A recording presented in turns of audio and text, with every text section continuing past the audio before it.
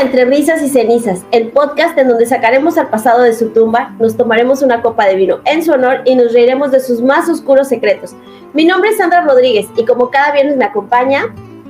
Hola, ¿qué tal? Oscar Rodríguez, gracias por estar aquí en Entre Risas y Cenizas. ¿Qué onda, Oscar? ¿Cómo estás? Bien, ¿y tú? ¿Cómo te va?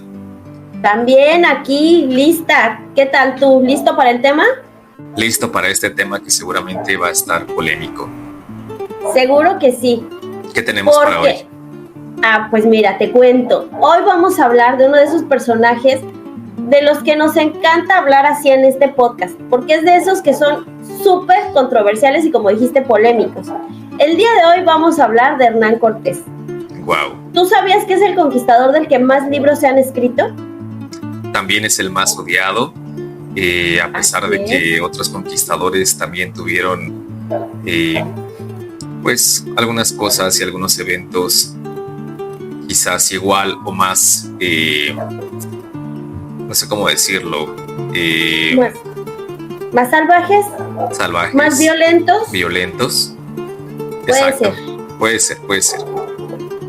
Ante todo, primero vamos a tener que quitarnos de la cabeza el concepto del bárbaro, inhumano, salvaje, todo mal que nos enseñaron en nuestros amados libros de la SEP, porque como siempre decimos en este podcast, los libros de la SEP nos lo enseñaron todo mal, ¿no? Todo mal, sí, y qué bien que lo dices. Hay que quitarnos primero que nada la chaqueta mental. Hay que ver el personaje en su contexto histórico, hay que entenderlo en la historia y no en la ideología, porque si nos ponemos aquí a platicar de lo que pensamos que está bien y que está mal, o que estuvo bien y estuvo mal para su tiempo, pues simplemente vamos a llegar a conclusiones erróneas. Así que vamos a darle. Así es. Bueno, pues primero, para entenderlo mejor, tenemos que dejar nuestro presente e irnos un ratito de vacaciones directo al siglo XVI, para poder entender un poquito de lo que fue el inicio del descubrimiento de un nuevo mundo, ¿no? A la par de la expansión del Imperio Español, que hasta ese momento apenas iba conociendo sus islas y un poco de las costas que se tenían hasta ese momento. Todos absolutamente conocemos acerca de las cartas que escribió con noticias de todo lo que iban encontrando, que si los nativos, que si nuevas tierras, porque pues para él eran desconocidas, y era maravilloso porque se encontró con gente con cara rara, inquietante, pero unos paisajes naturales que jamás había visto, ¿no? Pero, como siempre, vamos a empezar por el inicio. Oye, y qué bueno que tocas este primer punto, porque es una faceta de Cortés poco conocida. Su faceta como escritor. Resulta que a Hernán le gustaba mucho escribir, y es un personaje al que resulta de alguna manera fácil estudiar por eso, porque él lo deja todo documentado, todo lo escribe, carga con baúles llenos de documentos y todo lo va plasmando. Entonces eso hace que sea relativamente sencillo acceder a su información.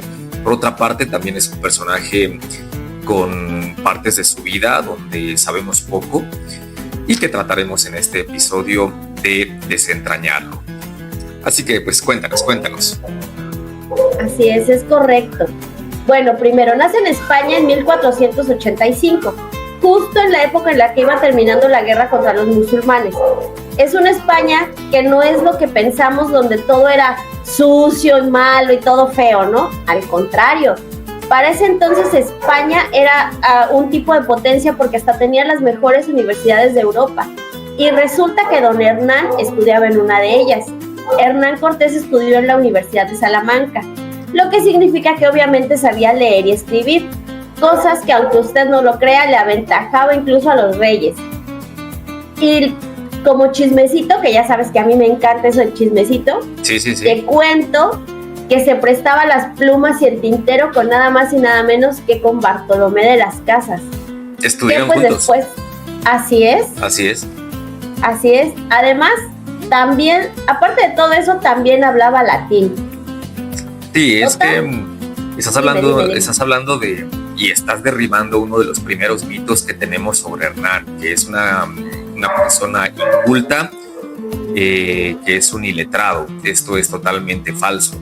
Él, como ya bien dijiste, nace en 1485. Se está acabando la influencia musulmana en España. Se están liberando de su periodo de conquista, que lo tuvieron por mucho, mucho tiempo. Y Hernán va a estudiar a la Universidad de Salamanca, donde se gradúa como bachiller. No obtiene un título universitario, pero se gradúa como bachiller en Derecho y en Leyes.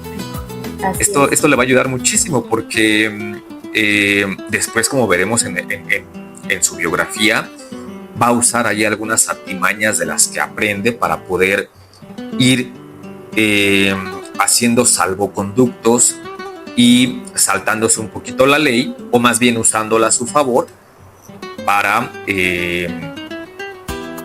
pues para poder hacer todo lo que tenía que hacer, ¿no? Y es bien interesante. ¿Por qué no continúa sus estudios en Salamanca? No sé si por ahí lo vayas a contar.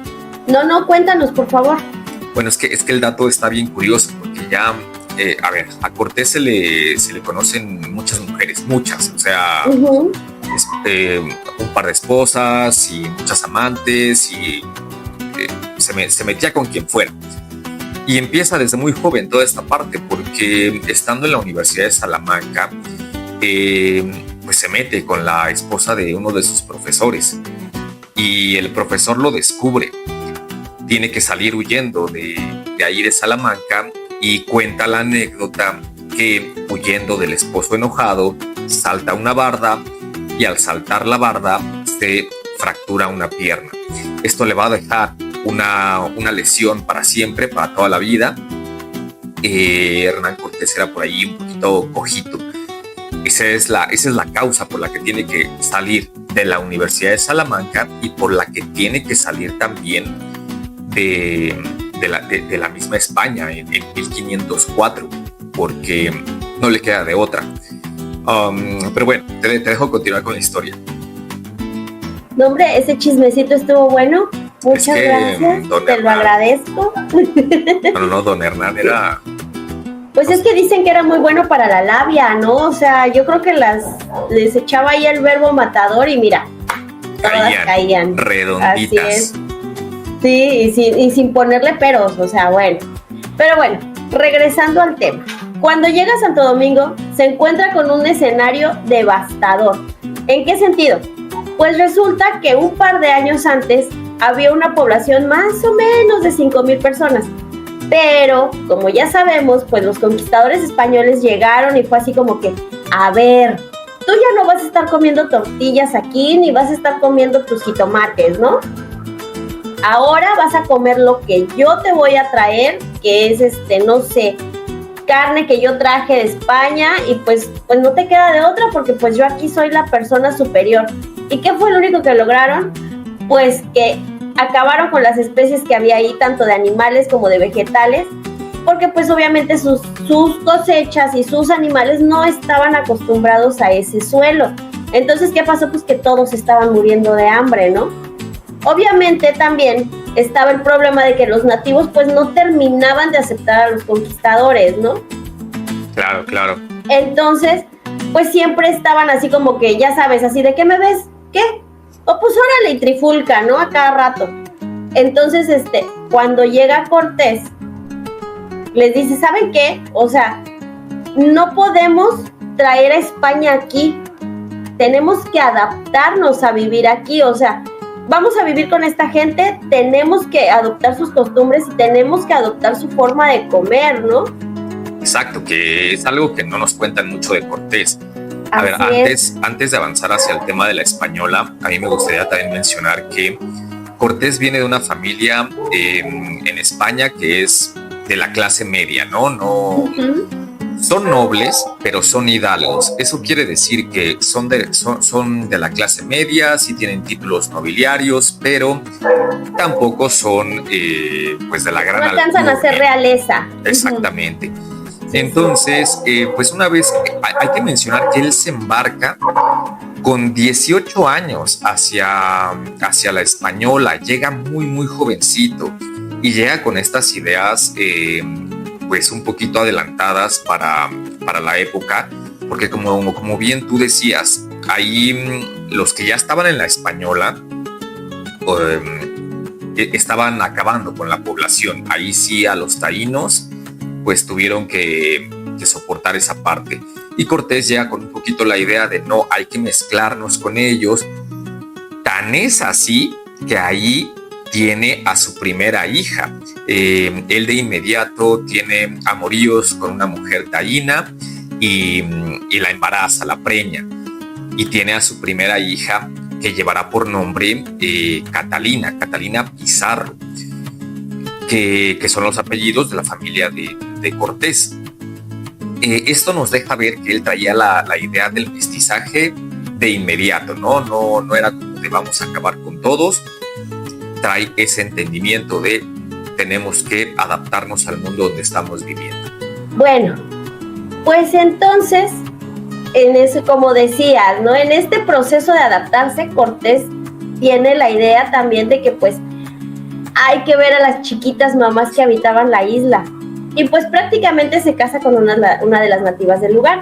Como dijiste, tiene una hija. Y los otros españoles sí le decían así de como, ¿qué te pasa, no? ¿Qué te sucede? Y Cortés así de tipo, déjenme, es mi vida y yo me caso con quien yo quiera. Y está con ella todo el tiempo que estuvo en la isla, que fueron más o menos 6 años. Pero eso sí, cuando él se va a Cuba y todo, también se la lleva, o sea, no es como que la haya dejado. Aunque en esta parte sí no estoy tan seguro que se casa, ¿no? Porque, o sea, según yo, se casa en 2 ocasiones como formales. Una es en Cuba y una es a su regreso a España. Aquí, pues sí se arrejunta. Exactamente, tal vez entonces es que no podemos decir eso porque eso es pecado y no le gusta a Diosito. No, estamos cerca de la Semana Santa, no podemos caer en ese tipo de situaciones. Sí. Aquí también vale la pena mencionar que él también de inmediato se inmiscuye como con la clase gobernante de la española. Él busca las altas esferas. Él es un personaje que durante toda su vida va a estar muy dominado por la ambición, por las ganas de ir más allá, por las ganas de hacer grandes cosas. Y sucede algo bien importante, ¿no? Que a la española de repente un día pues llega Diego Colón, el hijo de Cristóbal Colón, a reclamar pues todas las tierras que su padre había descubierto, entre comillas, porque Cristóbal Colón se murió con la idea de que había llegado a Asia. Pero bueno, pues llega y dice, aquí mi papá, son mis tierras, y tanto Hernán Cortés como Diego de Velázquez se tienen que mover porque Diego de Colón pues no los va a dejar como gobernar a sus anchas, a su manera. Y entonces se van a empezar a mover un poquito hacia Cuba, hacia lo que entonces era el inicio de Cuba. Después de estar ahí en Santo Domingo, donde él fue escribano y terrateniente, siempre se distinguió por la belleza y la exactitud de su escritura porque fue escribano en España. Y pues eso le dio los conocimientos necesarios en documentación oficial, como bien lo mencionaste al inicio. Pero para 1511 decide agarrar a su vieja, a su criatura, todas sus cositas y se va a Cuba. Y ahí acababan de nombrar gobernador a Diego de Velázquez. Y pues, o sea, sí trabajó un tiempo con él, pero Cortés era como más ambicioso, como para pensar que iba a terminar sirviendo a otros así durante toda su vida, ¿no? Porque fíjate que él ya había estado escuchando los chismecitos que se contaban por ahí acerca de los 2 navegantes y su tripulación que se habían ido por el golfo que estaba ahí cerquita de Cuba, que eran Francisco Hernández y Juan de Grijalva. Y pues ellos en sus cartas decían que el lugar a donde habían llegado había una civilización que dominaba todo por allá. Y aparte había un montón de riquezas. Y pues obviamente a Cortés le brillaron los ojitos. Y que se decide a ser quien va a ir a recorrer todos esos territorios. Y pues que empieza con su labor de convencer a marinos y empresarios a que participaran y le ayudaran en esta nueva aventura. Pero pues sí, o sea, pásenle, pero también cáiganse aquí cadáveres, ¿no? Porque sí necesitamos dinero, pero yo te garantizo que tu fortuna se va a ver incrementada con todo lo que vamos a encontrar del otro lado, ¿no? Exactamente. Y llega el momento en que Cortés hasta acaba poniendo de su dinero, porque O sea, para ese entonces Cortés ya había invertido en el negocio de la caña y ya era un hombre rico. O sea, no era como que dijeras, ay, pobrecito, andaba contando centavillos, ¿no? Para nada. Entonces, pues él empieza a comprar gran parte de las reservas entre barcos y caballos para poder llevárselos hacia la aventura que estaba por iniciar, ¿no? Sí, de esta forma, dime. No, te dejo terminar Okay. Antes de hacer los puntos. De esta forma, el 18 de febrero de 1519, Cortés le dice adiós a Cuba y hola nuevas tierras, que se fue junto con 600 hombres, 11 barcos, armas, obviamente un padrecito como capellán y Fray Bartolomé de Olmedo. Sí. ¿Cómo ves? A ver, es que lo que pasa en Cuba, yo creo que es el punto de quiebre en la historia de Cortés, o uno de los puntos de quiebre en su historia, porque, a ver, es nombrado alcalde de Cuba, ¿no? Aprovechando pues todos esos conocimientos que tenía en leyes. Luego, también le pasa que Diego de Velázquez lo casa con Catalina Suárez o Catalina Juárez. Ahí sí se casa. Cortés lo único que quería era el acostón, pero Catalina se queja con Diego Velázquez y Diego Velázquez dice, a ver, no, te tienes que casar ahora. Y lo casan a la fuerza. Y Cortés jamás quiso a Catalina. Después, ya acá en Nueva España va a tener un triste final y con ella no tiene descendencia. Como tú mencionabas, las dos expediciones anteriores de Diego de Velázquez, en las que manda a Hernández de Córdoba y manda a Juan de Grijalva, con la idea un poquito de pues, ir a explorar. Llegan a Cozumel, se acercan a la costa, empiezan a tener los primeros contactos. Y Cortés ya tiene bien claro que la tercera expedición la tiene que comandar él.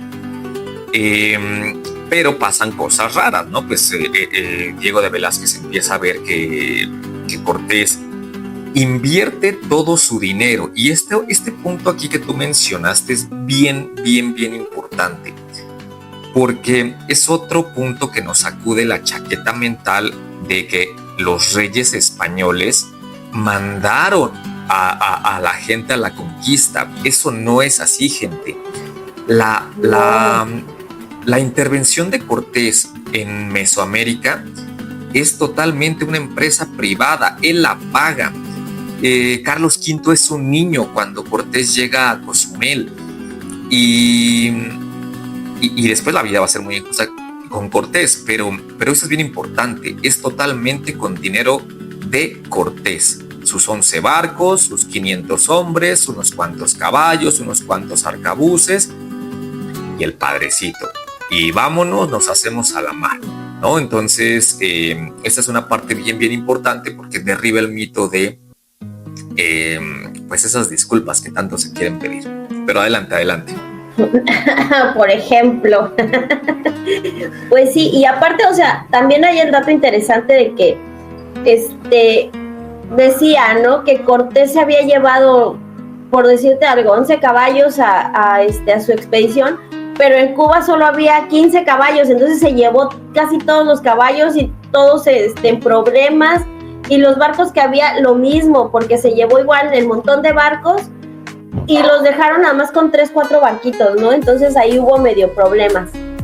Exacto. Precisamente por esto. O sea, total, bueno. Se arma, te digo, la machaca, Cortés se viene para acá, pero Diego de Velázquez empieza como que a sospechar que Cortés se traía algo, ¿no?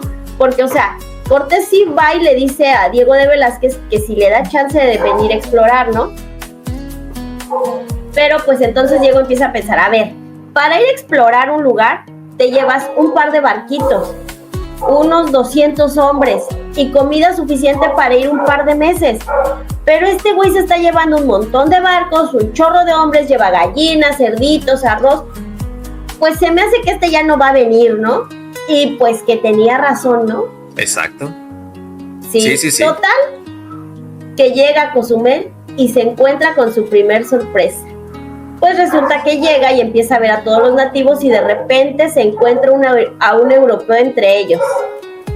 Pues resulta que Jerónimo de Aguilar era un sobreviviente de una expedición anterior que había naufragado, y ahora pues ya él se había acostumbrado también a vivir con los nativos de ahí y ya dominaba el idioma y también conocía las costumbres y todo. Y pues Cortés obviamente hizo lo que tenía que hacer. Luego le dijo, oye, pues únete a mi causa porque yo no entiendo y tú vas a ser mi traductor, ¿qué onda? Y el otro, pues jalo, ¿no? Exacto. Entonces, pues ya, Cortés sigue su camino y todo y llega a las tierras de que más o menos está Vasco. Y entonces Jerónimo le dice, ¿sabes qué? Pues es que aquí ya no entiendo lo que están hablando, esto ya no es maya. Entonces yo ya no te sirvo tanto porque pues aquí yo ya no entiendo qué están diciendo. Y pues problemas, ¿no? Porque entonces ahora cómo le van a hacer para comunicarse. Pero yo creo que Cortés tuvo mucha suerte a lo largo de su vida, ¿no? Ese Cortés es de una suerte endemoniada, o sea, de verdad correcto. Endemoniada, porque, a ver, sí era un personaje inteligente, pero también hay momentos en donde de verdad que dices, a ver, zarpa de Cuba, llega a Cozumel. En Cozumel se bajan, hacen los primeros contactos con los habitantes, tienen allí un par de escaramuzas, pero todo tranqui. Al grado de que en uno de los dan la primera misa ahí en Cozumel, quitan a una diosa local, ponen una cruz y dan ahí una primera misa. Jerónimo de Aguilar, en cuanto ve a los barcos españoles en Cozumel, se hace con una barcaza maya y los alcanza. Les empieza a gritar en castellano y pues suerte, ya tenemos traductor del castellano. Yo soy uno de ustedes. Sí, ayúdenme, sí. Por favor, soy uno. Así literal, ¿no? Ya tenían traducción del castellano al maya. Por ahí también está otro náufrago, Gonzalo de Guerrero, que había naufragado con Jerónimo en expediciones anteriores, pero él definitivamente les dice, no, yo ya soy maya, estaba casado con una hija de un cacique maya y tenía hijitos y no quiso regresar con los españoles. De hecho, él muere en batalla contra los españoles. Sí, no, él no jaló. Él no jaló para nada.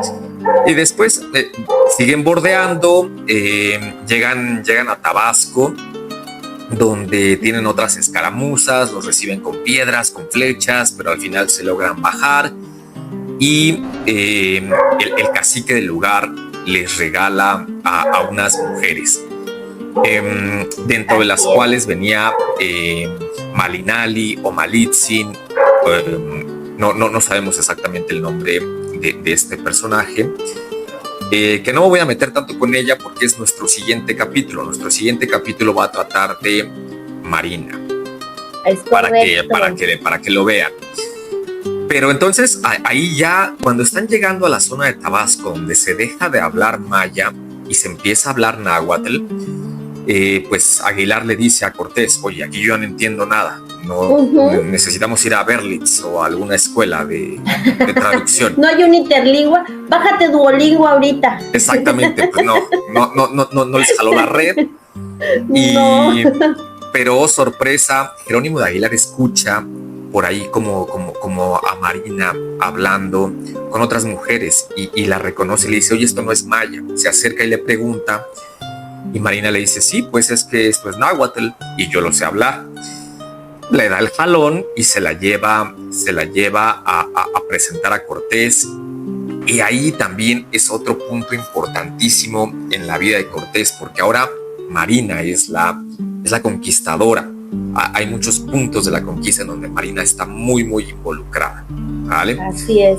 Dale, listo. Aquí, a ver, hay que entender algo. O sea, sí, porque estamos hablando de que el cacique le regaló mujeres a Cortés, ¿no? Y ya sé que para esta época, para estos días, van a decir, es que están normalizando que regalen mujeres como objetos. No, hay que entender que las costumbres de esa época entre los pueblos era visto desde otros ojos, porque ellos pensaban, a ver, si yo te doy mujeres de mi tierra, tú cuando te relacionas con ellas, pues ya te conviertes en uno de nosotros y prácticamente nos convertimos en familia. Entonces, exacto, Cortés viene viviendo esto desde su recorrido de Yucatán, ¿no? Todos los caciques le van ofreciendo comida, joyas, y sí, también le ofrecen mujeres. Y entonces, como Cortés entiende este concepto de que no se las están dando así como para que nada más use y bote, sino que, a ver, mira, nos están dando sus doncellas, tú y tú, ven, vas a vivir con ella, va a ser tu familia, va a ser tu esposa y la vas a tratar bien, ¿no? Casi. Entonces, esto de veras que es algo que jamás leí en mi libro de la SEP. No, para nada. Y a ver, es que hay que entender también que el papel de la mujer en las sociedades mesoamericanas era limitado a dar de comer, la alimentación, parir y servir como regalo. Ese era el papel de las mujeres en ese tiempo. Entonces, o ser sacrificadas, ¿no? Porque si eras lo suficientemente pura y buena, al sacrificio. Sí, bueno, exactamente. Seguro a mí me hubieran sacrificado antes. Ya, bájale. Obvio, sí, ¿qué te pasa? Hubiera sacado en el pozole. Ay, en fin, bueno, entonces, como dices, entre esas estaba Malitzin, ¿no? Exacto. Que primero Cortés le había entregado a uno de sus hombres, que era pues prácticamente uno de sus mejores amigos.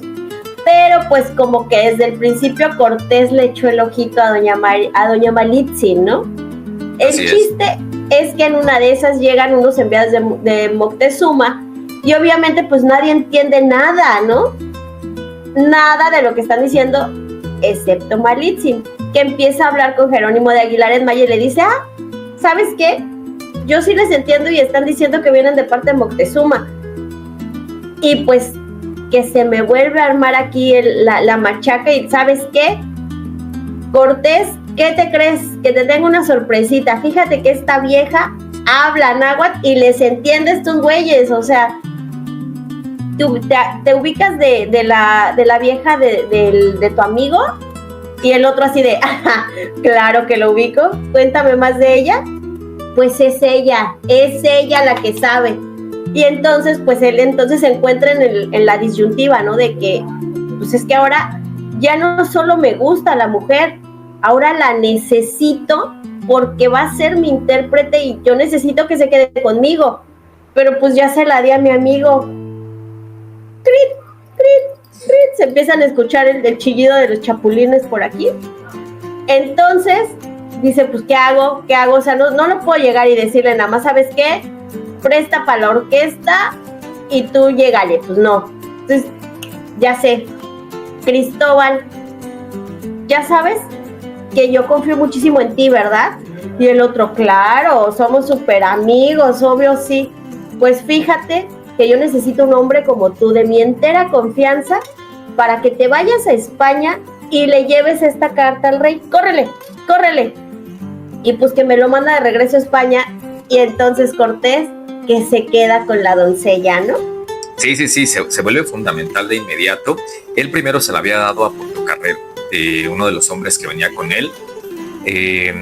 Por ahí sí está documentado que seguramente tuvieron entre Portocarrero y Malinali, pues algunos que veres. Era obvio, claro. Para eso les estaban dando a las mujeres y los españoles lo entendieron de manera correcta. Aquí ha de haber sido bastante desagradable, porque algo que sí tenía la sociedad mesoamericana era que eran muy limpios. Ellos sí se bañaban. Los españoles no, los españoles sí eran unos cochinos. Entonces ya me imagino el que se esté desvistiendo por ahí, el soldado español sudoroso después de haber viajado en el barco, pues oliendo a sobaco. ¡Qué asco! Sí, ha de haber sido desagradable ha de haber sido muy desagradable para las mujeres de ese entonces tener contacto con ellos. Pero en fin, pues se dio el mestizaje. Se dio y les dieron y todos se dieron entre todos. Mira, se dieron con todo, contra todos y usando todo tipo de armas. Todos usaron sus armas. Todos absolutamente. Se queda con Malitzin y siguen avanzando, ¿no? Y entonces, el 22 de abril de 1519, don Hernán Cortés llegó a las costas que estaban justo frente al islote al cual había llegado Juan de Grijalva, un año antes más o menos, y pues ahí se llamaba ya San Juan de Ulúa. Entonces pues ahí establece el primer ayuntamiento fundado por europeos en América continental, ¿no? La Exacto, Villa Rica de la Veracruz. Que es la efeméride que nos trae al capítulo de hoy. O sea, es por la fundación de la Villa Rica el 22 de abril de 1519 que estamos haciendo este capítulo. Así es. Y pues ahí cuenta la leyenda que luego le salieron a Cortés a venderle camarón fresco, que una monedita y me tiro por ella en el malecón. Sí, está documentado. Échame un doblón. Exacto. Ya estaba desde entonces todo eso. Sí, así es. Sí, también ya estaba abandonado el estadio el Luis Pirata Fuente en ese entonces los tiburones apenas eran como charalitos, entonces no, todavía no. Ay, qué tonto eres, bebé. Sí, todo como tonto. Bueno, ¿sabes por qué se llama Villa Rica de la Veracruz? No, dime. Mira, se llama Villa porque Cortés pensó en fundar una villa como las que había en Europa. Se llama Rica porque las riquezas con las que lo recibieron los representantes de Moctezuma, bueno, eran, ¿no? Entonces, pues rica. Vera, de verdadera, y Cruz porque fue el día que llegaron a estas tierras. Fue un Viernes Santo y se rendía culto a la cruz donde murió Jesucristo. Ya. Y Cortés era sumamente creyente de esto. Y pues obvio, al fundar la nueva ciudad, que es Veracruz, tenía que tener una estructura y poder ponerse al servicio del rey. Entonces su tripulación es nombrada parte del ayuntamiento y Cortés, casi por adoración, es elegido regidor, ¿no? ¿Y qué logra con esto? Aparte de ser el mandamás de las tierras, pues resulta que ahora ya no tiene que rendirle cuentas a Diego de Ordaz, porque ahora pues ya eran, de Velázquez, perdón. Ya no tiene que rendirle cuentas a Diego, el de Cuba. Sí. Es que es la triquiñuela de la que hablábamos. Con los conocimientos que él tenía sobre derecho y leyes, él dice, a ver, yo tengo que seguirle de alguna manera rindiendo cuentas a Diego de Velázquez y la tripulación lo sabe. Entonces ahí él dice, a ver, yo renuncio a mi cargo y vamos a establecer un ayuntamiento como hombres libres que somos, porque tenían ese derecho. Así es. Entonces forman el ayuntamiento y ahora ya que está hecho el ayuntamiento vamos a votar. Porque había unos hombres por ahí que no querían como seguir adelante, que decían, oye, aquí ya nos estamos pasando de las órdenes a lo que nos habían enviado. Entonces Cortés hace este movimiento, funda el ayuntamiento, dice votemos y, oh sorpresa, es electo él. Es electo él. Diría? Inaugurando el dedazo presidencial en estas tierras. O sea, arrastramos con esas tradiciones desde tiempos inmemoriales, ¿no? Porque aparte los mexicas pues también era dedazo, o sea, sí. Ahí no, pues, obviamente no había elecciones, pero pues, ellos elegían a quién. Entonces, a quien quisiera. Sí. En algún momento ya platicaremos de eso. Y bueno, pues así se funda Veracruz, ¿no? Con esa triquiñuela para, como tú dices, poderse zafar el poder de Diego de Velázquez y, según Cortés, reportar directamente al rey de España, ¿no? Que para estos momentos Carlos V sigue sin saber quién demonios es Cortés. Nunca lo ha visto en su vida. Ni lo topaba. No sabe de él, no sabe quién es, pero Cortés a partir de este momento siempre va a decir, vengo en nombre de Carlos V. De parte del rey. A darles chocolates. No. Me ganaste, te juro que iba a decir lo mismo. Sí. Oye, después de estar documentando este capítulo, ya no quiero comer Carlos V, jamás. Nunca más. Ya sé. Bueno. Ay, en fin. Dale. Pues aquí es entonces cuando sucede el episodio donde Cortés quema sus naves. Porque pues resulta que toda su gente estaba bastante asustada de seguir avanzando hacia Tenochtitlán. Porque como bien dijiste, o sea, Diego de Velázquez ya les había dicho, o sea, si van un ratito, van a explorar y se regresan. Exacto. Y entonces, o sea, cuando llegan aquí a Veracruz, las condiciones en las que estaban eran bastante adversas. Todo era arena, estaba lleno de moscos. Pues la gente así como que, oye, no manches, ya vámonos para nuestra casa, ¿no? O sea, igual que ahora. Ajá. yo digo lo mismo, ya vámonos para mi casa, por favor. Exacto. Total, que empiezan a decir, hasta aquí, ya mejor vámonos, ¿no? Y entonces Cortés tipo así de, ¿qué? Obvio no. Digo, o sea, pues es que, mire, o sea, yo sí quiero regresarme, ¿no? Pero vean, y los barcos así, ¿no? Hundiéndose. Exacto. O sea, es que sí nos íbamos a ir, pero ya no sirven los barcos, ya hasta se hundieron. Sí, en realidad... Pues, en realidad no los quema, ¿no? Porque hubiera sido una muy mala idea quemarlos. Y Cortés es todo lo que quieran, pero no es pendejo. Así y él los barrena, los hunde y los desarma después para trasladarlos hasta donde los tenga que llevar. O sea, él realmente muy hábil en esa parte. Sí, así es. Entonces pues ya les dicen, ¿no? ¡Oh, demonios! Ya no podemos irnos. Pues ni modo de quedarnos aquí donde nadie quiere quedarse, ¿verdad? Hay que seguir avanzando.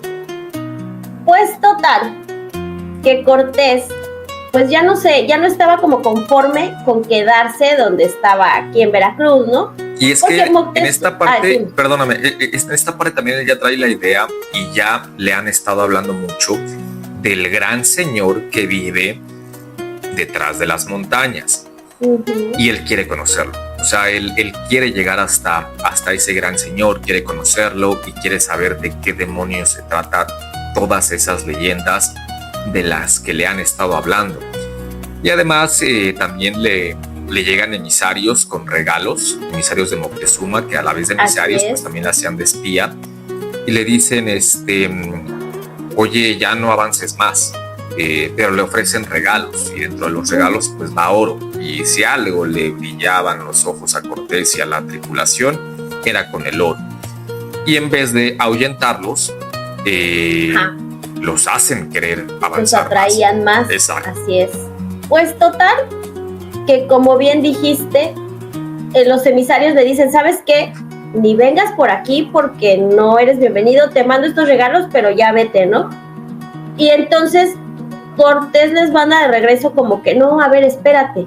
Lo que pasa es que el rey más poderoso de todo el mundo, Carlos V, vive del otro lado del agua que está aquí y me mandó a platicar contigo, y la verdad es que él ya sabe lo que está pasando aquí y no está nada contento, ¿eh? Entonces, pues él me mandó a hablar contigo, que como dijimos ya es falso porque Carlos V ni topaba al tal Cortés, ¿no? Exacto. Entonces, bueno, siguen avanzando y se va enterando de las cosas maravillosas que había en Tenochtitlán, pero también se entera de que todos los demás pueblos están, bueno, agarradísimos de la greña con ellos, porque les cobraban tributo solo para poder estar ahí, y además se llevaban parte de su gente para los sacrificios de sus dioses. Entonces Cortés se queda así de, entonces, a ver, mi jefe final es el Imperio Azteca, ¿no? Pero yo solito no voy a poder derrotarlos, porque como bien dijiste, Cortés podría hacer lo que quisiera, pero no era un estúpido. Exacto. Entonces, pues empieza a pensar, ¿no? Lo que yo tengo que hacer es empezarme a llevar bien, a hacer amiguitos, a hacerme aliado con estos pueblos que no los quieren a ellos, y entre todos, pues seguro sí podemos llegar hasta allá, ¿no? Entonces, empieza a planear estrategias que le permitieran finalmente llegar a la gran Tenochtitlán, ¿no? Sí, sí, sí. Que, bueno, hasta ahorita, bueno, hasta ese momento, había escuchado decir que era la más grande y la más poblada de todo el territorio. Pues total, que sigue avanzando, llega septiembre y llega a Tlaxcala. Y pues a pesar de que primero, ya sabes, se armaron los trancazos y los catorrazos y todo, después de que los tlaxcaltecas se dieron cuenta de que no iba a haber manera de que ellos ganaran, deciden que mejor pues hacemos las paces, nos llevamos bien con estos güeyes, mejor los ayudamos, porque pues al final de cuentas quieren llegar hasta allá donde está mi peor enemigo, ¿no? Exacto. Sí, a ver, aquí hay puntos importantes que hay que recalcar. Para este momento de la historia, Cortés tiene máximo 500 españoles contra un territorio donde hay millones de indígenas. Entonces, esta parte de los indígenas le tenían miedo a los españoles, no señor. Los españoles le tenían miedo a los indígenas porque eran Así 500. es. Pero Cortés entiende la situación, entiende que los mexicas tienen sometidos a muchos pueblos y que esos pueblos están hasta la madre de ellos por varias situaciones. Y logra hacer estas alianzas. Cuando llega a Tlaxcala, los tlaxcaltecas primero lo rechazan, le hacen la guerra, porque también los tlaxcaltecas querían medirlos un poquito, a ver quiénes son estos vatos, quiénes son estos señores extraños. Y en algunas escaramuzas les llegan a bajar alrededor de 50 o 60 hombres y varios caballos. Entonces ahí Cortés, que si había llegado con pocos hombres, pues tiene bajas importantes. Pero logra hacer la alianza con el pueblo tlaxcalteca. Por esa parte que tú comentabas, porque los tlaxcaltecas, que también no eran nada tontos, vieron en la tecnología, en las armas españolas, en la forma de hacer la guerra, la manera de deshacerse y de vencer a los mexicas. Ellos son los grandes ganadores de esta guerra, de esta insurrección, de esta revolución de pueblos indígenas contra los tiranos que los tenían sometidos. Eso jamás nos los han dicho, o sea, no nos enseñan esa parte. Pareciera que Cortés hubiera llegado con miles y miles y miles de soldados a la guerra, y no fue así. En su máximo momento de soldados españoles hubo alrededor de 1,400 españoles, con más un chingo de indígenas que se habían aliado con Cortés. Entonces pues ya estamos en Tlaxcala y ya los tienen de aliados. Así es. Sí, y como dices, o sea, siempre en los libros como que romantizamos así de, ay, los aztecas, el gran imperio, eran unos salvajes, o sea, pero como dices, o sea, como nos enseñaron a, qué bonito los aztecas con su cultura, y llegaron estos desgraciados de los españoles a quitarles todo, pues como que se romantizó eso, pero la verdad es que eran unos perros, o sea, sí, no estaba chido lo que hacían. No. Pero, bueno. Total, que ya con nuevos amiguitos, Cortés continúa su camino rumbo a la gran ciudad de Tenochtitlán. Y para octubre de 1519 llegó a Cholula. Y aquí Cortés es un desmadre, pero en grande. Sí, porque sí. Resulta que él decide que es buena idea capturar a los líderes cholultecas. Y pues que se me desata la trifulca, ¿no? Exacto. Que resulta en más de 6,000 civiles desvividos. Y entonces Moctezuma, que pues ha estado siguiendo a Cortés desde que llegó, le manda a decir con sus emisarios, oye, o sea, como que, ¿qué está pasando? ¿Por qué? Ya, te vuelvo a repetir, ahí quédate, porque yo no te quiero ver ni por acá, no te asomes ni tantito.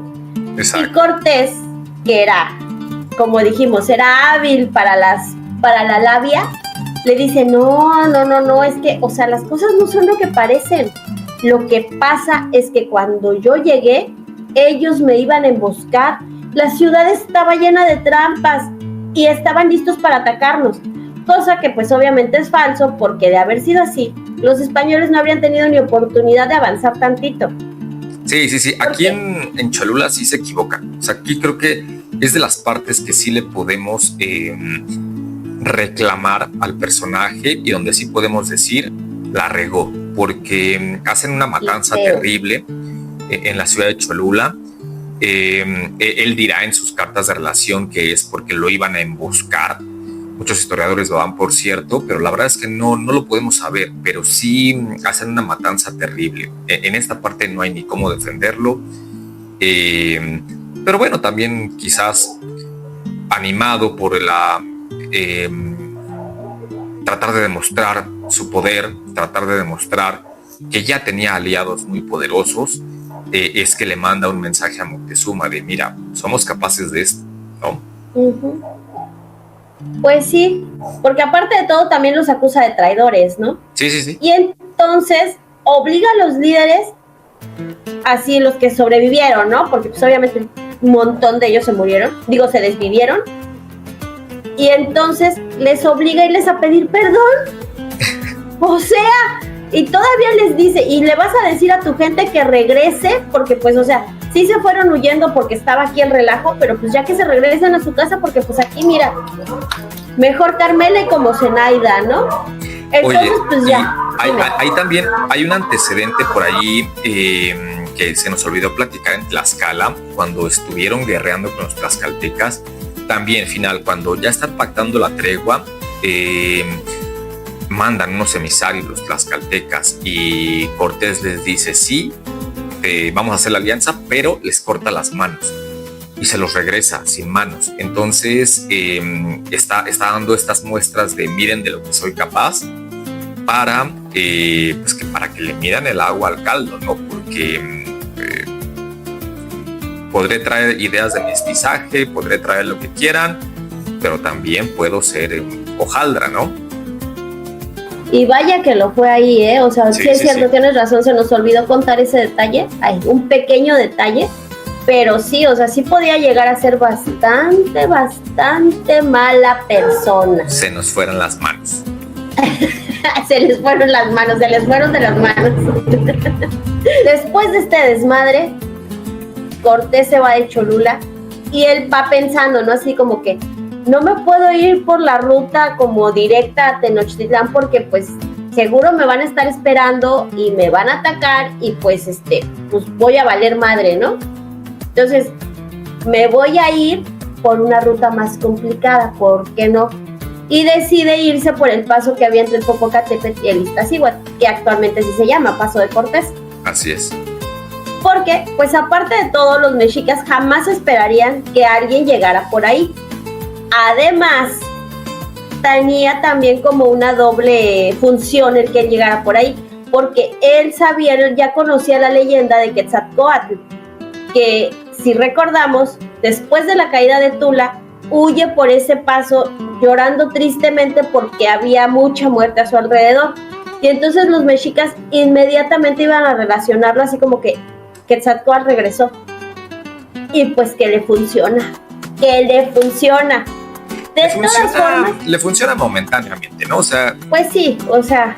Es muy rápido. Si Moctezuma y los mexicas lo pensaron 15 minutos y después ya dijeron no. O sea, no es... No mames, no es este. No es este vato.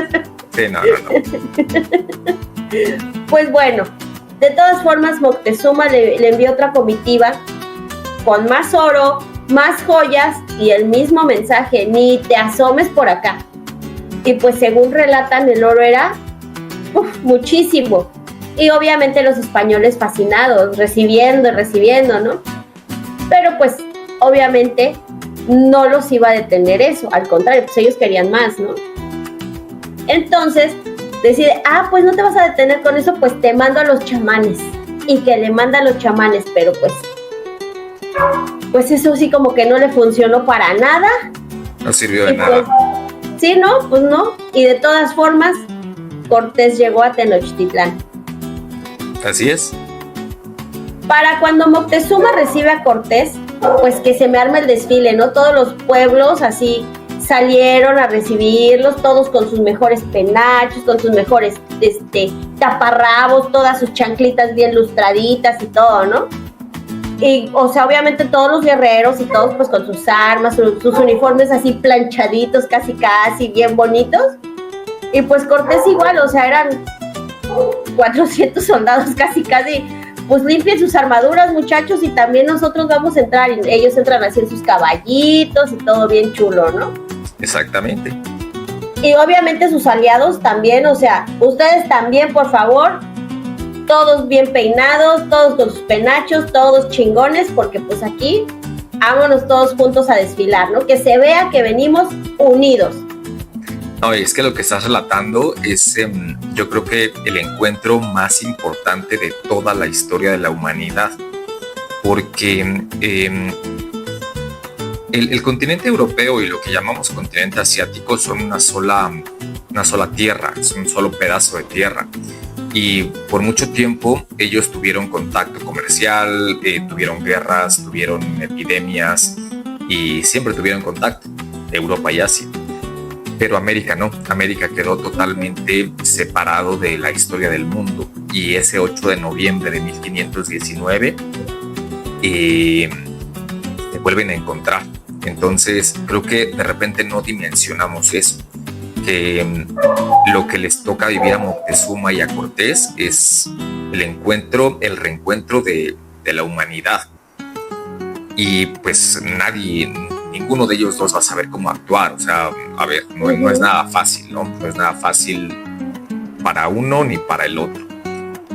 Pero sí, esa es la importancia que tiene, ¿no? Entran los españoles por la calzada de Iztapalapa y más o menos a la altura de lo que es el Hospital de Jesús el día de hoy, se encuentran, que marca de alguna manera el destino de Cortés, ¿no? Porque al final de la historia veremos cómo regresa a ese punto para siempre. Así es, pues es que imagínate, o sea, eran dos señores encontrándose, teniéndose miedo el uno al otro.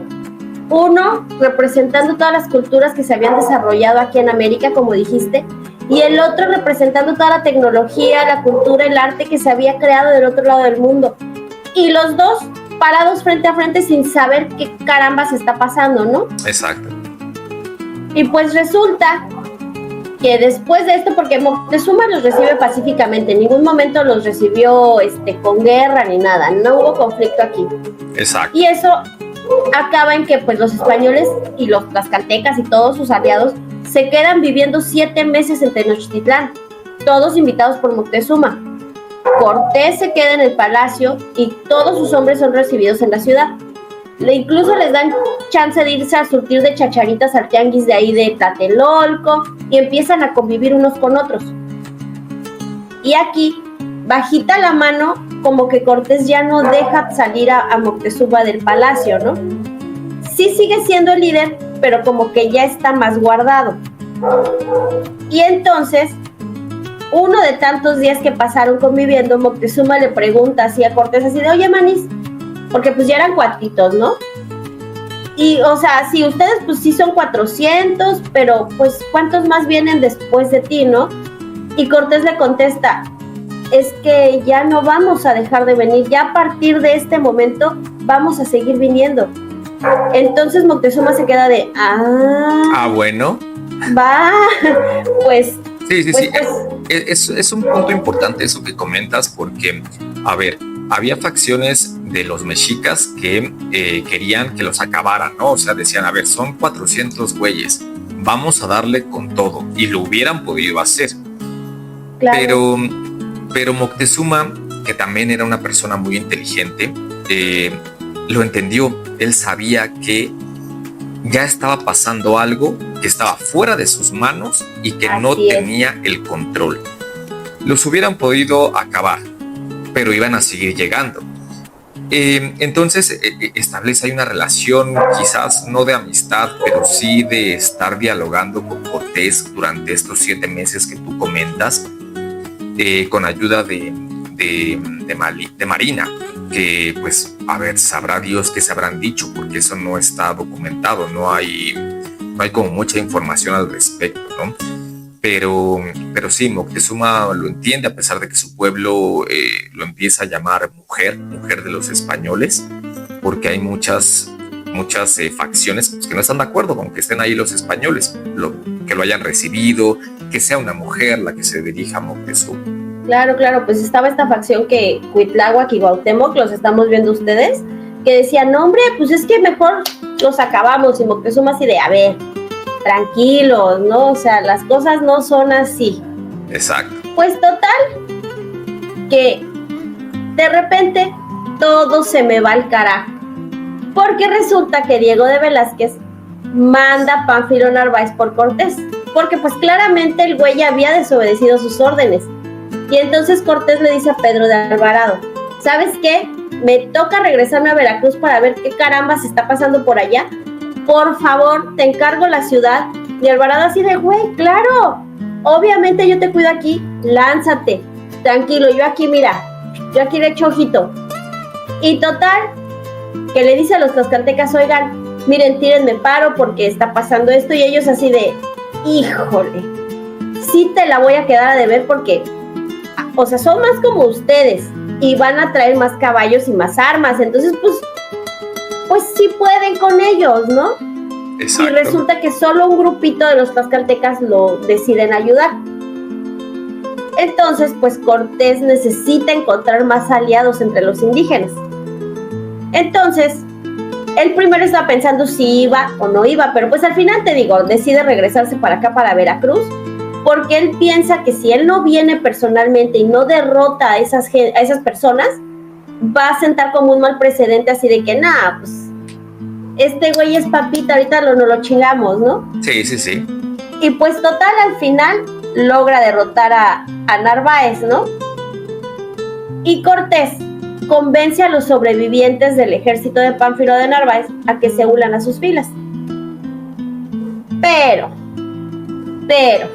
cuando regresa a Tenochtitlán, el estúpido de Pedro de Alvarado ya la había regado, pero por todos lados, ¿no? Porque sí.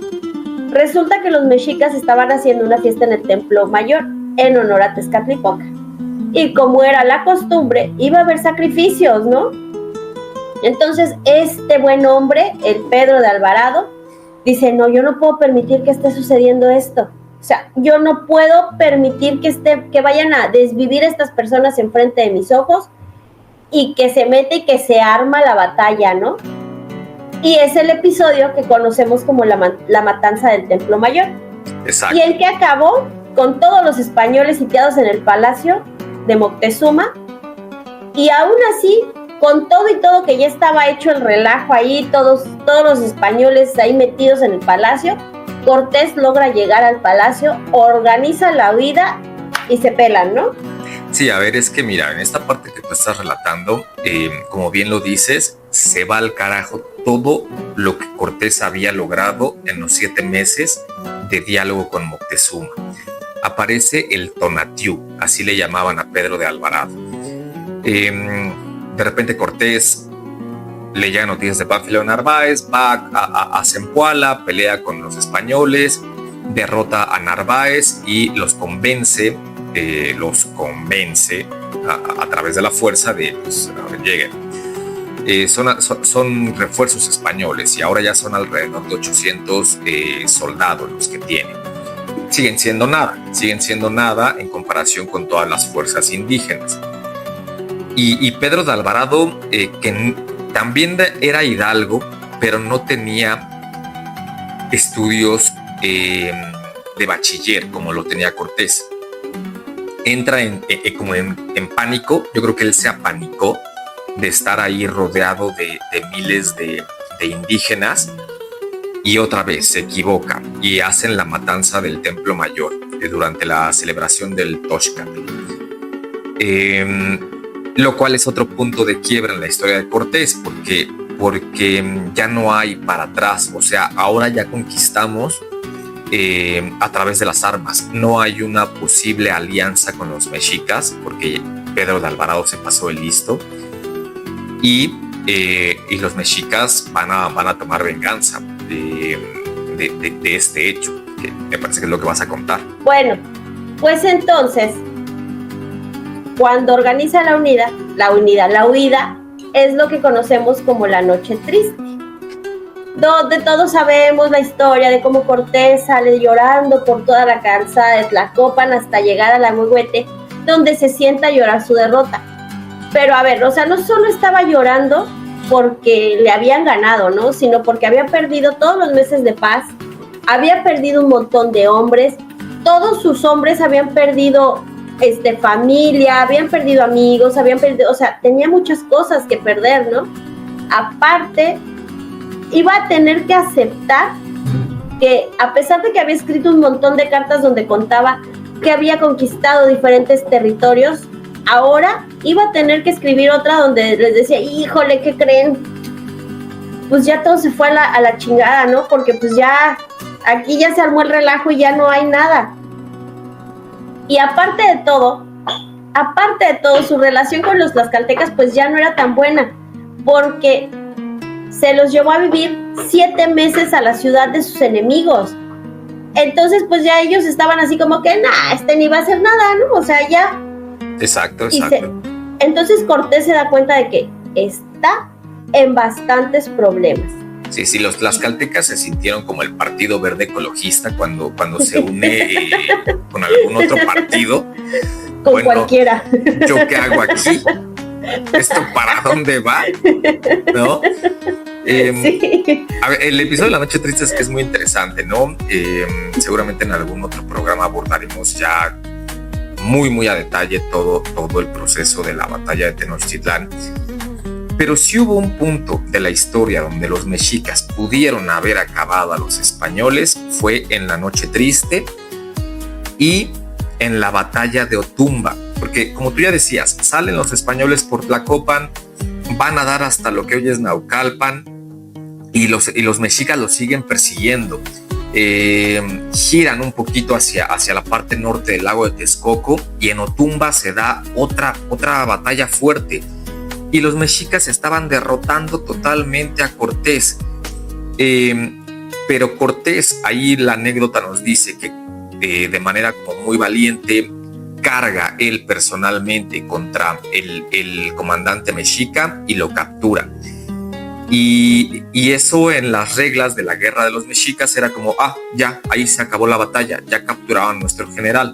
No entendieron que era a muerte. Es el último momento que ellos tuvieron para deshacerse de los primeros españoles que hubieran llegado. Después hubieran llegado más, o hubieran llegado los ingleses. Pero ahí Cortés, pues sí, se queda también con la parte de los tlaxcaltecas, ya viendo lo feo, de oye, compa, pues qué onda, no que los íbamos a ir a conquistar. Y sin embargo regresa a Tlaxcala, ¿no? Y desde Tlaxcala se reagrupa. Empiezan a construir a la vera del lago de Texcoco los 13 bergantines con los que después va a asediar la ciudad, que es bien interesante porque la batalla final por Tenochtitlán es una batalla naval. Es una batalla naval que es bien interesante cómo se dio. No lo vamos a tocar ahorita porque no terminaríamos. Así es, pero es que como dices, o sea, él termina regresándose a Tlaxcala porque como que ya no le quedaba de otra. O sea, regresarse a Tenochtitlán ya no era opción. No. Regresarse a Cuba, pues menos, allá lo estaba esperando Diego de Velázquez para meterlo a la cárcel, ¿no? Por desacato a la autoridad. Entonces, pues dice, bueno, pues sí, los tlaxcaltecas, pues es la menos peor de mis opciones, entonces voy para allá y pues está así como acaba de nuevo por allá, ¿no? O sea, pero pues bueno. Pero él sabía que los tlaxcaltecas, o sea, ya no iban a ceder así como que, bueno, pues sí, nos volvemos a unir a ti, porque pues ya les había dado como a tolito con el dedo, ¿no?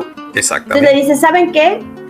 Pues ahora sí, o sea, vamos a invadir Tenochtitlán y vamos a conquistarlo. Y es así como ellos aceptan, pues que empiecen a construir todos los barcos, que empiece a planearse esta batalla y ahora sí, ¿no? De manera, pues ya como definitiva. Sí, ya finalmente toman la ciudad. La última resistencia mexica se da en la parte de Tlatelolco. Capturan a Cuauhtémoc. Y Cuauhtémoc, pues al final quiere que Cortés lo desviva, pero Cortés no lo hace. Y Cuauhtémoc termina participando en el primer gobierno de Indias, ya con los españoles al mando, o sea, está bastante tiempo. Y aquí ocurre algo bien interesante en este choque de culturas que decíamos, ¿no? O sea, Cuando Cortés captura a Cuauhtémoc, es así como que lo que es una honra para mí es morir en batalla. Si ya me ganaste, por favor, aquí está mi daga, desvíveme, sácame el corazón y ofréceme ahora sí como tributo, ¿no?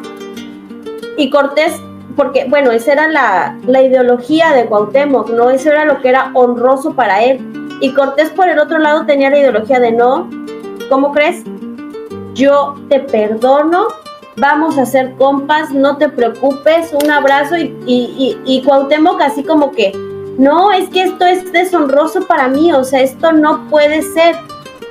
Pero pues, o sea, Cortés obviamente le dice que pues no. Cuauhtémoc era de la idea de, no me voy a quedar así sin pelear, no me voy a rendir nada más porque tú vengas a decirme, evitémonos la pelea, mira, por las buenas, ni madre. Aquí nos partimos la madre hasta que el último quede en pie. Y entonces, pues es lo que pasó, ¿no?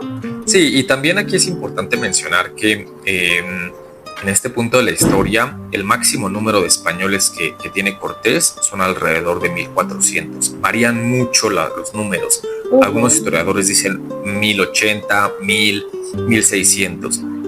Pero los que verdaderamente hay atrás de ellos son cientos de miles de indígenas que se presentan a la batalla final. Y es a través de ellos que se logra la caída de los mexicas. Después pues, las cosas no salen tan bien para ellos, ¿no? Porque pues, los españoles terminan imponiendo su manera de gobernar y sus creencias. Pero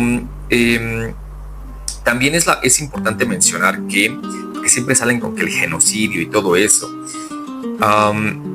El genocidio se da, si es que le podemos llamar de esa manera, por causas virales, porque llegan las epidemias y eso es lo que realmente merma a la población mexica. Claro que hubo bajas en la guerra, o sea, a ver, en todas las guerras hay bajas, pero lo que realmente mermó a la población hasta llevarla al borde fue la viruela. La varicela. La viruela en ese entonces. Sí. Muchos también han tratado de decir que la usaron como una guerra bacteriológica. No, o sea, no fue así. Simplemente, pues sí, la trajeron los españoles, era una enfermedad que no se conocía de este lado. En estos territorios, y pues les pegó fuerte. Eso fue lo que pasó. Así es correcto.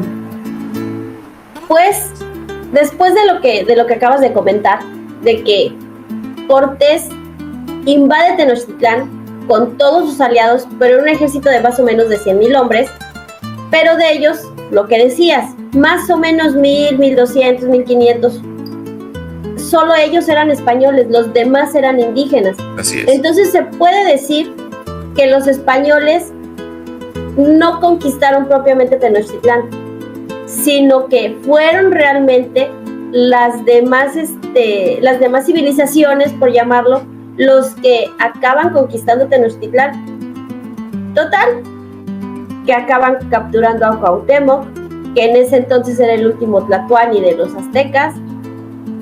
Tienen esta discusión de mátame, no te voy a matar, te perdono, y resulta que Hernán Cortés ahora es reconocido por todos los aliados como el nuevo tlatoani de la Gran Tenochtitlán. Sí. Y resulta que él es en realidad el último tlatoani de nuestra Gran Tenochtitlán. ¿Cómo ves? Pues él por lo menos se va a ir a presentar así con Carlos V en 1528. Porque, a ver, aquí no acaba la historia. Viene una parte de la vida de Cortés donde la vida, como que ahora sí la suerte se le voltea y ya no es tan claro su éxito. Derrotan a los mexicas, empieza la construcción o la reparación de la ciudad. Muchos de sus hombres dicen que hay que construir la ciudad en Coyoacán, otros dicen que en Puebla. Cortés insiste en que sea en la misma capital mexica.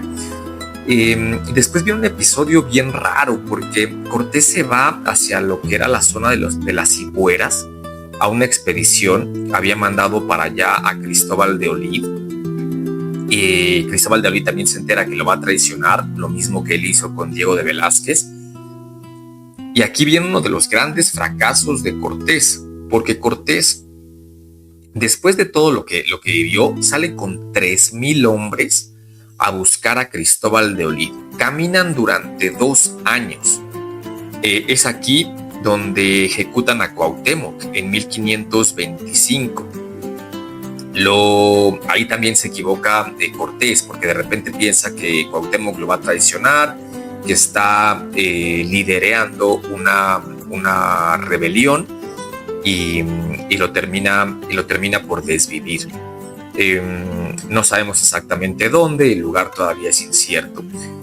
Pero de esa expedición a las Cibueras regresa con 80 personas, de las 3,000 con las que se había ido. Entonces es todavía muy, muy incierto por qué él emprendió esa salida hacia allá, hacia lo que actualmente es el territorio de Honduras. Para esta etapa de la historia también ya tiene un hijo con Marina, ya también en 1520 me parece que es cuando tienen por ahí a un hijo al que le van a llamar Martín. Va a tener 2 hijos Martín, todavía no llegamos a esa parte de la historia, pero ya tiene un hijo con Marina.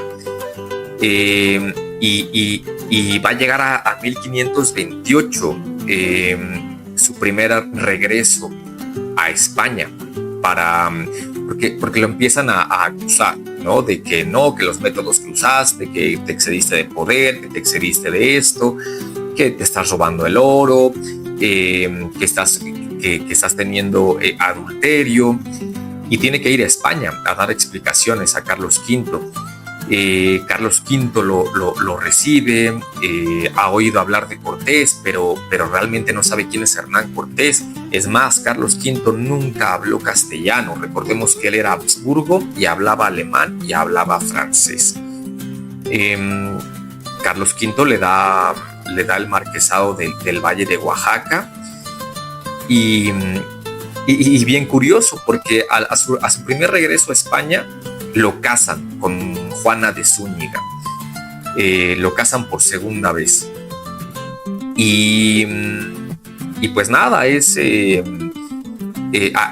con Juana de Zúñiga sí tiene a varios hijos. Tiene a Luis, tiene a Catalina, tiene a Juana, tiene a María, y tiene a un segundo Martín, que le llamarán el Martín legítimo, que es el que después es acusado de empezar los primeros intentos independentistas de la Nueva España.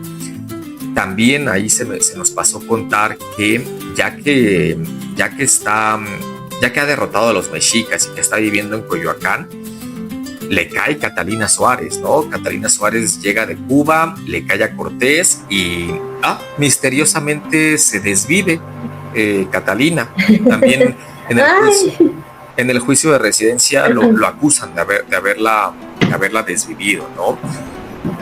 ¿Cómo ves? Fue una enfermedad rara, como un presidente que tuvimos, que igual su esposa de repente se desvivió y fue por una enfermedad rara, de esas que nadie conoce. Exacto. Así le pasó yo, sí, me imagino.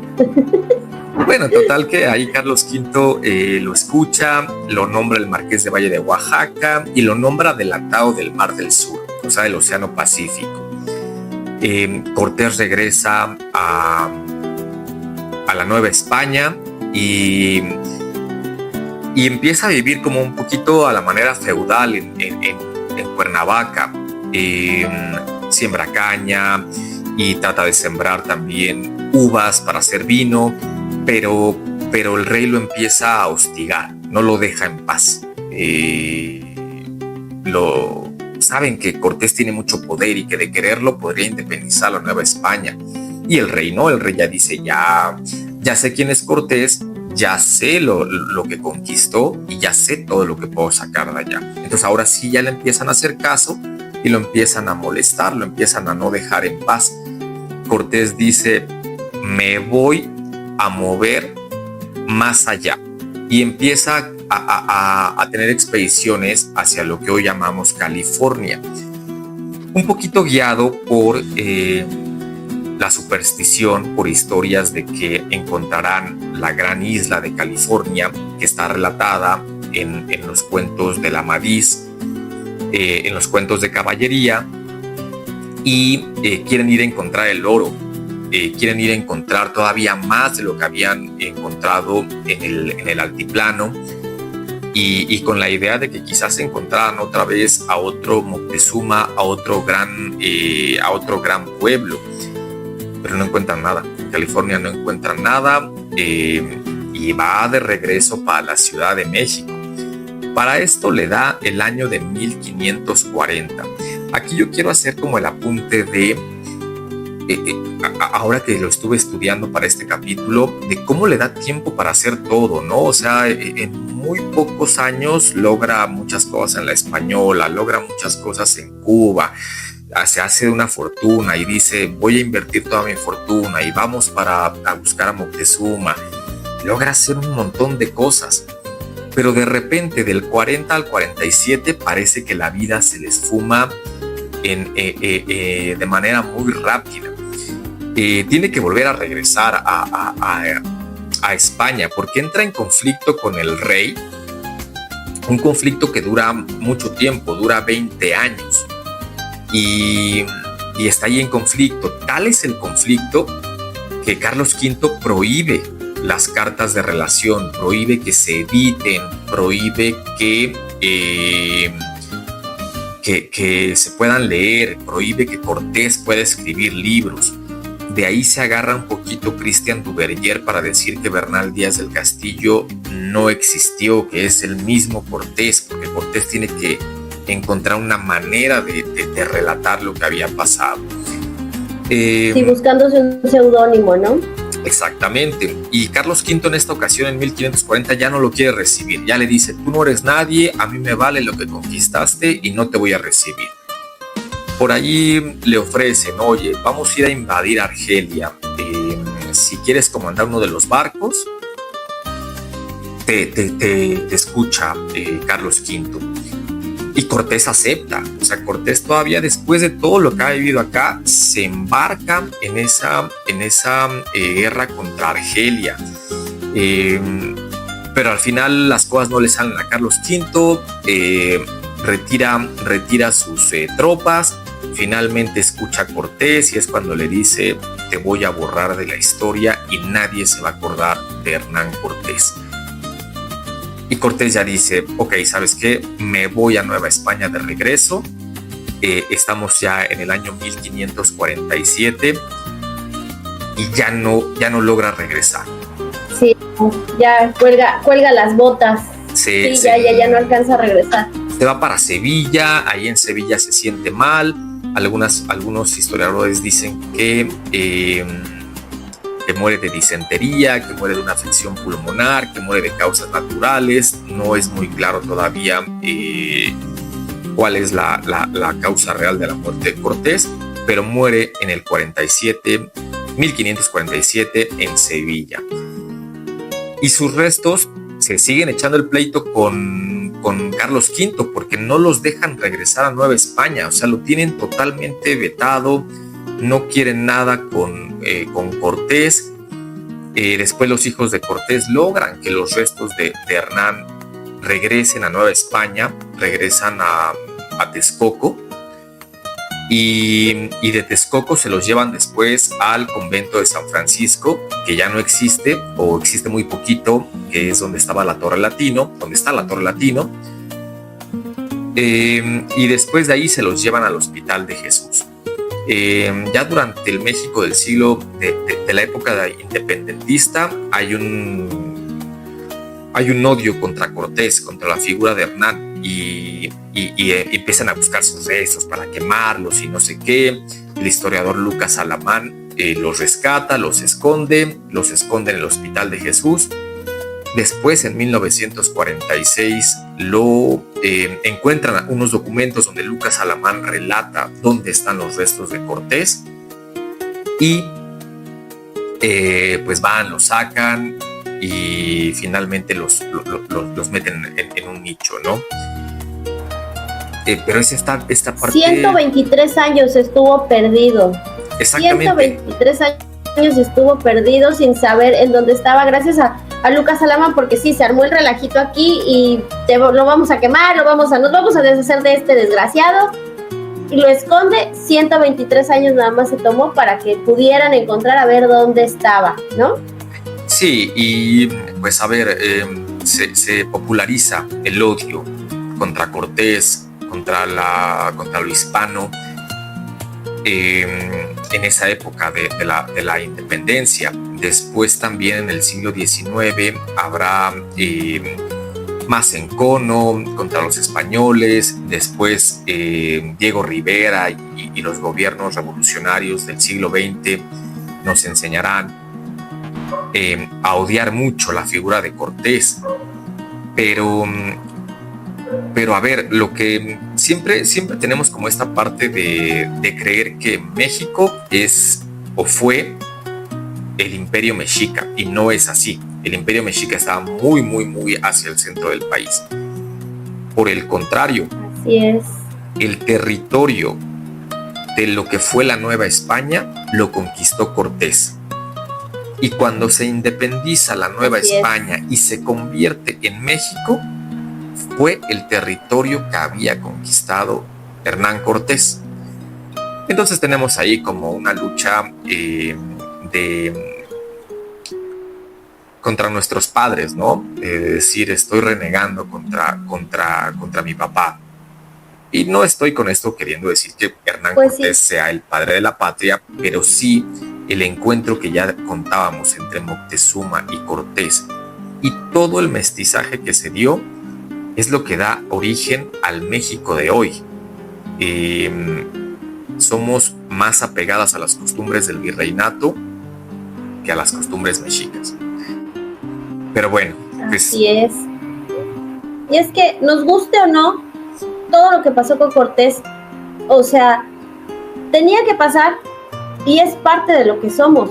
O sea, no podemos dejar de lado eso, no podemos decir es que cómo vino, es que, o sea, hay que, como dijimos al principio, hay que ponernos en el contexto del tiempo en el que estaban viviendo, de lo que estaba pasando, y simple y sencillamente yo sí creo que Cortés fue en cierta forma parte el padre de la patria, bueno, no de la patria, de México, porque como bien dices, él fue el que vino como a unificar territorios, a armar todo. Entonces, aunque no nos guste, así es, y pues, ni modo, soporten. Sí, es que es lo que decíamos al principio, hay que ver la historia en su contexto, porque si nos contamos cuentos chinos basados en nuestra propia ideología, cometemos un terrible error de interpretación de la historia y hacemos interpretaciones libres que nada tienen que ver con lo que realmente sucedió. ¿Que hubo cosas malas? A ver, claro que hubo cosas malas, fue un contacto violento, y en las guerras siempre suceden cosas malas. Que después las cosas no salieron como debían haber salido y hubo abusos, también eso es cierto. Pero pues ha habido abusos en toda la historia de la humanidad. Esa es la historia de la humanidad. La historia de la humanidad nos demuestra eso. Pero por lo menos aquí hubo un mestizaje por el cual tú, yo, todos los mexicanos existimos. Si hubieran llegado los franceses, si hubieran llegado los ingleses, eso no se llamaría México. Otra hubiera sido la historia. Y la historia hubiera sido muy, muy, muy diferente. Entonces, pues bueno. Es correcto. Eso es lo que tenemos hoy, ¿no? Pues sí, bueno, actualmente los restos de Hernán Cortés están en la iglesia de Jesús del Nazareno en el centro de la Ciudad de México. Ahí siguen a la izquierda en un templo abandonado al que no se permite entrar, y nada más con una placa ahí toda pobrecilla, muy simple, que dice Hernán Cortés 1485-1547, y es todo. Fíjate que yo he intentado, he intentado que me den permiso de entrar, pero no lo he conseguido. O sea, sí son como no dejan. Sí son como muy reservados con eso. Seguramente pues me ven mi cara mexica y dicen, No, este vato sí le va a prender fuego. O sea. Mi tío Juan de Rodríguez venía con Cortés. Yo necesito entrar a ver a mi tío. Claro, es que te ha faltado, mira, colmillo. Exacto. El acento, me hace falta como el acento. Así es. No has tenido visión, chavo, visión turística. Exactamente. Pues bueno, así llegamos al final de este episodio de Entre Risas y Cenizas. ¿Cómo te encontramos en redes sociales, Oscar? Ahí me encuentran en X como Oscar-0745. Déjenme un comentario. Yo espero que les haya gustado este capítulo. Saludos a Lomito, que siempre nos acompaña en esos capítulos del lado de Sandy. Ya sé. Pues nada, es mi perrito vecino. Exactamente.